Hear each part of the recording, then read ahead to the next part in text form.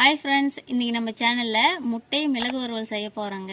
அது நாட்டுக்கோழி முட்டையை வச்சு நம்ம செய்ய போறோம். அது எப்படி செய்யறதுன்னு பார்க்கலாம் வாங்க.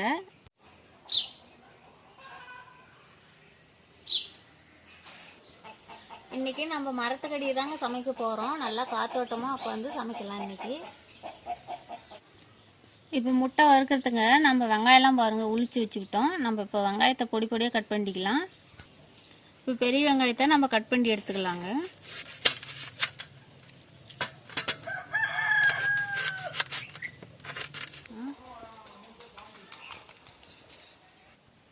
இப்போ வெங்காயத்தெல்லாம் நல்லா கட் பண்ணி எடுத்தாச்சு.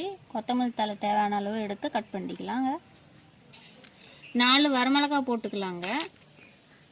கருவேப்பிலை ஒரு கொத்து எடுத்து வச்சிருக்கிறேங்க. இப்போ முட்டை வறுவலுக்கு தேவையான பொருளெல்லாம் நம்ம கட் பண்ணி வச்சுக்கிட்டோம். இப்போ நம்ம நாட்டுக்கோழி முட்டையெல்லாம் நம்ம இந்த மாதிரி ஒரு பாத்திரத்தில் உடச்சி ஊற்றிக்கலாங்க.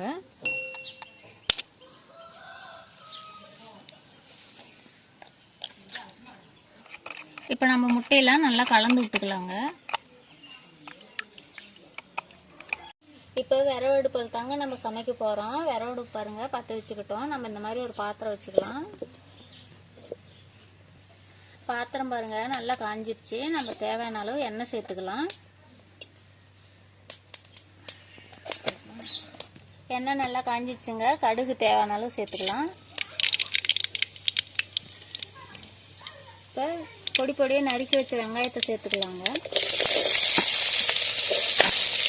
நல்லா வதக்கி விட்டுக்கலாங்க. இப்போ மிளகாயும் கருவேப்பிலை தலையும் சேர்த்துக்கலாங்க. சேர்த்து நல்லா வதக்கி விட்டுக்கலாம். வெங்காயம் வணங்குறதுக்காக தேவையான அளவு உப்பு சேர்த்துக்கலாங்க. இப்போ நல்லா வெங்காயம்லாம் வணங்கிடுச்சுங்க. நம்ம கலக்கி வச்சு இந்த முட்டை இதில் சேர்த்துக்கலாம். இப்போ சேர்த்து நல்லா வதக்கிக்கலாங்க. ஏற்கனவே வெங்காயம் வணங்குறதுக்கு உப்பு போட்டுருந்தேங்க. நம்ம முட்டைக்கு தேவையான அளவு மட்டும் உப்பு சேர்த்துக்கலாம். சேர்த்து நல்லா வதக்கி வச்சுக்கலாங்க. மிளகு எடுத்து தூள் செய்து வச்சிருக்கிறேங்க. இப்போ இதையும் சேர்த்துக்கலாம். இது கூட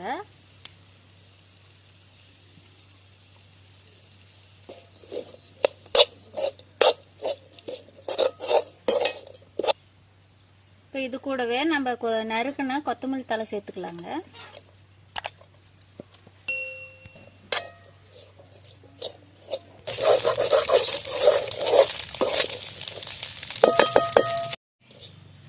இப்போ முட்டை மிளகு வறுவல் ரெடி ஆயிடுச்சுங்க.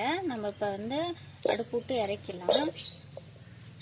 இப்போ பாருங்க நம்ம நாட்டுக்கோழி மிளகு சேர்த்த முட்டை வறுவல் ரெடி ஆயிடுச்சு. நீங்களும் இந்த மாதிரி செய்து பாருங்க, ரொம்ப நல்லா இருக்கும். அது இல்லாமல் நம்ம நாட்டுக்கோழி முட்டையிலங்க சத்து அதிகமாக நிறைஞ்சிருக்குது. அதனால முட்டை எங்கே கிடைச்சாலும் நீங்கள் வாங்கி இது மாதிரி சாப்பிடுங்க, இல்லை வேவிச்சு கூட சாப்பிடுங்க. ரொம்ப நல்லா இருக்கும். இந்த வீடியோ பிடிச்சிருந்துச்சுன்னா லைக் பண்ணுங்க, கமெண்ட் பண்ணுங்க, ஷேர் பண்ணுங்க. மறக்காம எங்கள் சேனலுக்கு சப்ஸ்கிரைப் பண்ணுங்க.